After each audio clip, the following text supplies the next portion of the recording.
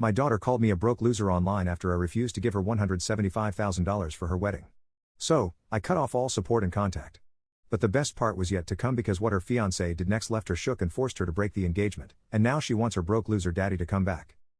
So, I, 44M, have a daughter, Trisha, 23F, who's getting married to her boyfriend Jerry, 26 meters, in a couple of months. I had Trisha when I was in my early 20s, just 6 months into my marriage. My wife, unfortunately, passed away shortly after due to an epileptic seizure. As a single father, my only goal in life has been to ensure that Trisha has the best life possible. I threw myself into work after my wife's demise, like most people do. It was my sister who would take care of Trisha at home and then I'd take over after work hours. I worked hard, got promoted, and all my money went into raising my daughter and giving her everything she wanted. So needless to say, Trisha was spoiled and I am completely responsible for that. I always assumed that I was doing it in her best interests and just gave her whatever she ever asked for because I could afford it. My sister advised me against it several times, but I didn't listen to her because my daughter was my weak spot. I couldn't say no to her. I'd been warned that it would go wrong and it finally backfired about a week ago, when Trisha told me that she wanted me to pay for her wedding.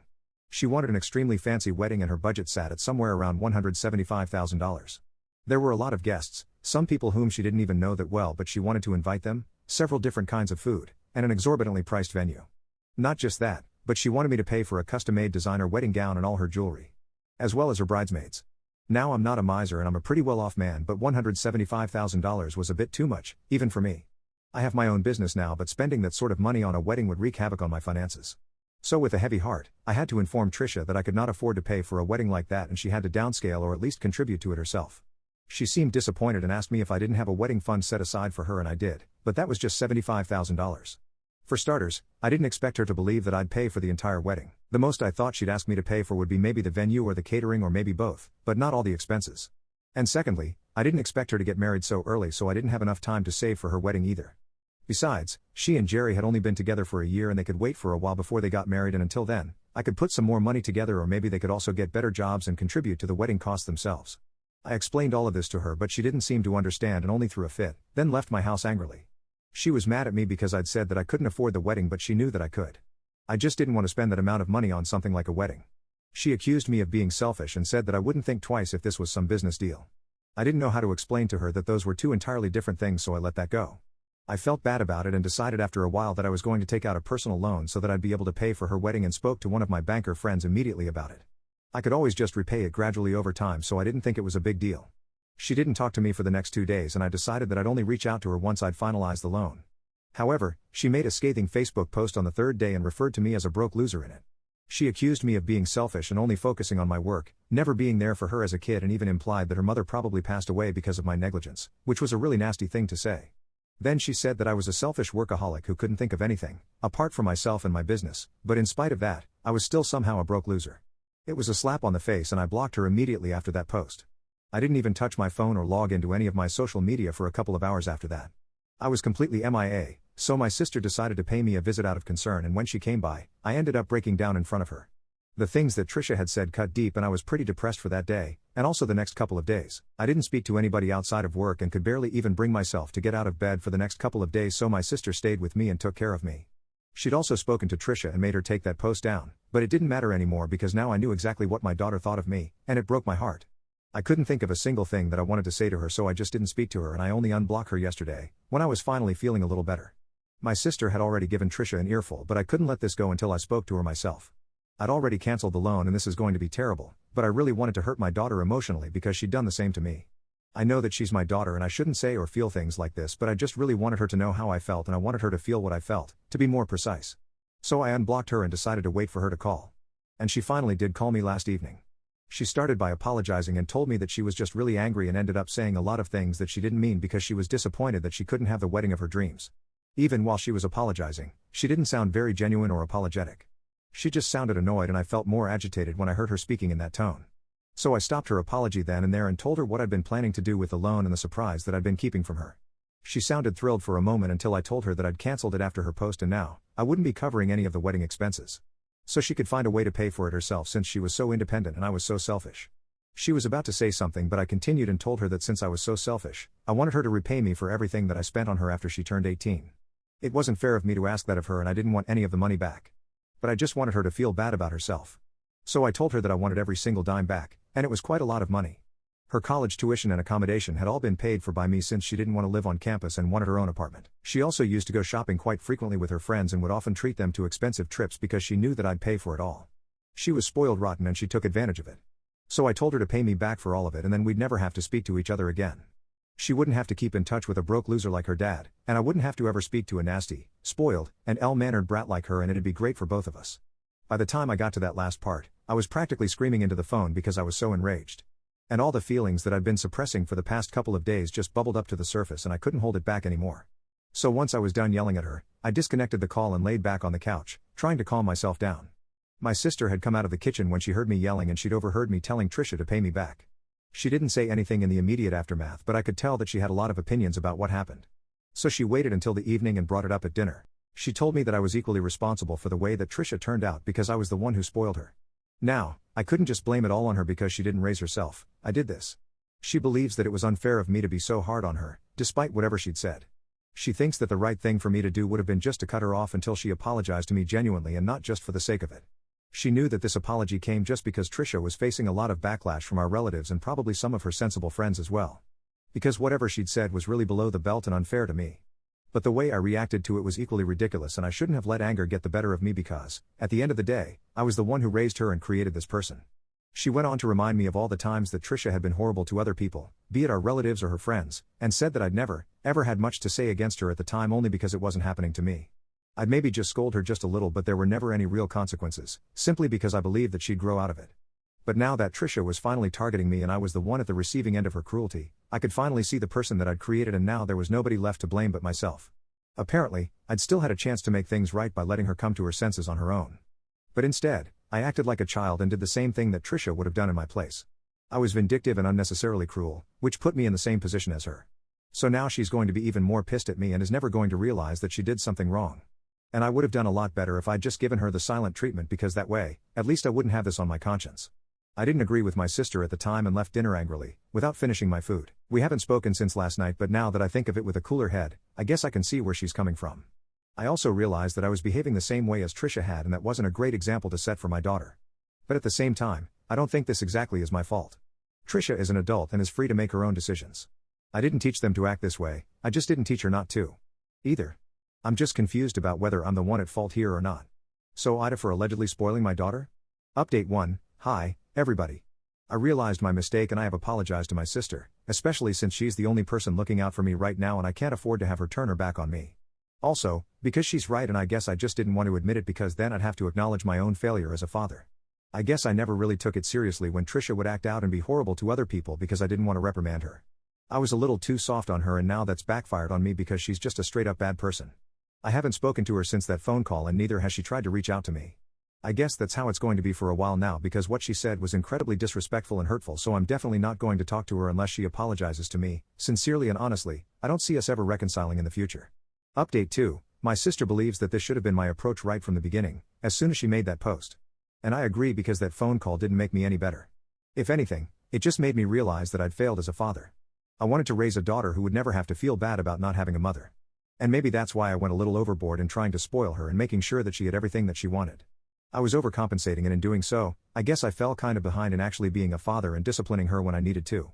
I just could never bring myself to scold her or punish her, which are equally important aspects of being a parent. So in a way maybe and wasn't that wrong either? I had been selfish and because of my selfishness, now both Trisha and I were suffering. I feel bad about everything but what's done is done now. I obviously don't want any money back from Trisha, and I don't think she's going to return it to me either. I don't regret saying it to her, I do think it was important for me to get it out of my system but I guess I could have been gentler. I don't owe her any apology, so I'm just going to continue not speaking to her. If she apologizes to me, then that's a different story but that hasn't happened yet so I don't know. Update 3, I just received a payment of $2,000 from Trisha. It's been about 4 days since my last update and we haven't spoken to each other at all in these couple of days. So I don't know what this is about. I told my sister about it and she thinks that this probably has something to do with me telling her to repay everything that I've done for her in the past couple of years, ever since she became an adult. And I guess that's probably what this is about as well. But I just found it a little off-putting that she just decided to send me money without even saying anything first. So I sent that money right back. I don't want it and I don't need it. What I wanted was an apology but I'm not going to receive one so I don't need her money, either. She hasn't sent it back yet. I don't know what's going to happen now. A few hours have passed since I posted here and just a couple of minutes after I made that update, Trisha called me and informed me very coldly that she was just doing what I had asked her to. And she wanted me not to make things more difficult than they already were and just accept the money without making such a huge fuss about it. I told her that I didn't want her money and I was just trying to make her feel just as bad as she'd made me feel when I was talking to her on the phone the other day. She could keep her money, I really didn't want it. But she argued with me and told me that after the way I'd insulted her on the call, she didn't feel comfortable owing me money anymore. So I used that same logic and told her that after that Facebook post, where she called me a selfish, broke loser, I also didn't feel comfortable taking back money from her because that would just reinforce what she already believed about me. We were in a deadlock and after a few seconds of silence, she just sighed and told me that she didn't know what I wanted her to say anymore and that she was just exhausted from dealing with my weird behavior. I just repeated the same words back to her because that's exactly how I felt about this as well.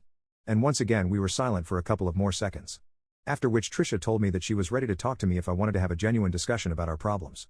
But otherwise, if I just continued to act like this then she couldn't see us ever sorting things out. So I told her that I didn't want a discussion, the only thing that I wanted was an apology and if she was ready to apologize, then we could talk. Or else, I had nothing to say to her. Then I disconnected the call and that was it. She didn't say anything and neither did she text me. I've said whatever I had to say and now, the ball is in her court. Final update. So, it's been a couple of days since I posted here. I still haven't heard from Trisha but Jerry posted about their breakup on social media. I didn't find out myself but my sister was the one who told me since she keeps in touch with our other relatives and they were the ones who saw that post as Trisha had been tagged in it. Apparently, it was mutual, or at least that's what they're telling everybody but I don't buy it. If it actually had been mutual, then Trisha wouldn't have deactivated all her accounts just within an hour of that post. I know that there's something fishy going on but I can't exactly ask her what's up so I just have to figure it out for myself. My sister has a couple of theories, but all of them involve my fight with Trisha. This is why she believes that they probably fought about something related to it, and that's why they broke up. I mean it could be the case, but I really don't think that it is. However, so far I've been wrong about a lot of things so maybe I'm wrong about this too. I wouldn't even be surprised if I am. I do want to know what happened between Trisha and Jerry and I desperately want to console her because I know she must be feeling like crap right now. But I can't do any of it so I'm just going to ignore it all. Update 5, okay. So today I finally found out what exactly went down between Trisha and Jerry and it's bad. Thankfully, it had nothing to do with me so my sister was wrong about that. And I'm really glad that she was because this is one mess that I'd hate to be a part of. I didn't have to ask Trisha anything, she's the one who offered me an explanation herself a couple of days back. For the record, we're still not on good terms. I don't know what kind of terms we're on for now, so I'm going to not talk about it for a while. Anyway, I've mentioned earlier that Trisha and Jerry had only known each other for a year. They'd met through friends and Jerry was actually seeing someone when he met Trisha for the first time but broke up soon after. Then, they got together about a month after Jerry broke up with his ex, but a couple of months into the relationship, Trisha found out that he'd been two-timing her and he hadn't actually broken up with his ex. So they had a fight about it, but she didn't leave him and chose to stay. She made him promise that he wouldn't have any contact with her again. Then he proposed to her to show her how serious he was about her and she was rushing the marriage because she wanted to get married and put his ex out of his mind. But recently she found out that he'd been using a secret phone to keep in touch with his ex and this time, she decided to end things with him. This happened just a couple of days ago, but Jerry begged her not to publicize the cheating because if she did so, his family would definitely cut him off.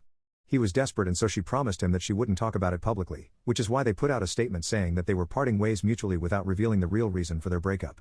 Trisha told me that she had low-key been suspecting that he was up to no good and that is why she'd been so edgy ever since she got engaged. When I told her that I couldn't afford to pay for her wedding, she got really frustrated and ended up saying a lot of horrible things about me, but she promised me that she didn't mean any of it. And it was just the ugly side of hers that had come out because of all the stress and frustration. She apologized to me towards the end of that text and told me that she was truly and genuinely sorry about all the things that she said. She added that she didn't expect me to forgive and forget immediately but she hoped that we'd be able to reconcile in the future and that she'd try to be a better daughter and also just a better person in general. I haven't replied to that message yet because I don't know what to say. I obviously do feel bad for her and I also feel bad for myself. My daughter was the most important person in my life and I feel like I screwed it all up really badly. I definitely am going to reach out to her once I figure out what I'm going to say. I do want to clear the air with her. I want her to know that no matter what, I'll always have her back. And nothing can change that.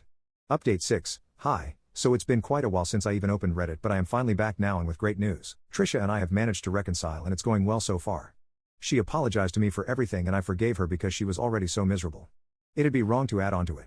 She told me that the thing with Jerry really got to her and she started acting out, but that was no excuse because she was well aware of the fact that she wasn't the easiest person to deal with even in the past. And I was partly responsible for it because I never scolded her or punished her or tried to shape her into a better human being. But we're trying to work on our relationship because we know that we need to be there for each other, especially in difficult times like these. I don't want to give up on her and neither does she. So that's why we're going to fix our relationship and stick it out.